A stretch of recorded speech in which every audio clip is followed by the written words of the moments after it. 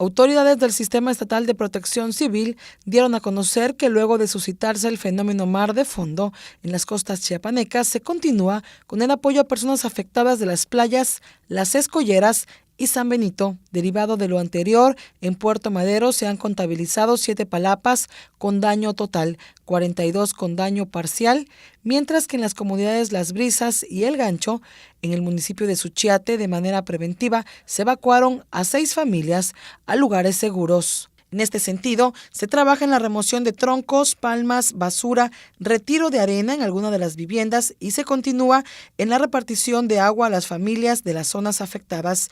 Esto en trabajo conjunto con las unidades municipales de protección civil de Cacahuatán, Tuzantán, Huehuetán, Tuxtla Chico, así como la Policía Municipal, Policía Estatal Preventiva, la Secretaría de la Defensa Nacional y la Secretaría de Marina. En un mar de fondo socavó la arena donde estaba asentada estas palapas y tuvieron algunas afectaciones menores, las cuales se pueden resarcir a través de un trabajo de mano de obra y material. Sin embargo, 7 de ellas, te repito, son las que tuvieron colapso total por este efecto.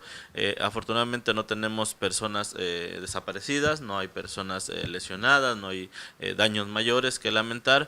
Se continúa la vigilancia. Con lo que respecta a Tonalá, gracias a las acciones preventivas y al alertamiento oportuno en Playa del Sol y Puerto Arista, hasta el momento no se tienen registradas afectaciones. Autoridades de protección civil continúan con el monitoreo de este fenómeno y se implementan medidas preventivas para vigilar y reducir riesgos en las diversas playas de la entidad, debido a que se mantiene la alerta preventiva por efectos de mar de fondo, que seguirá provocando oleaje elevado por lo menos en las próximas 48 horas, según el más reciente reporte meteorológico de la Capitanía de Puerto Chiapas. 10 Noticias.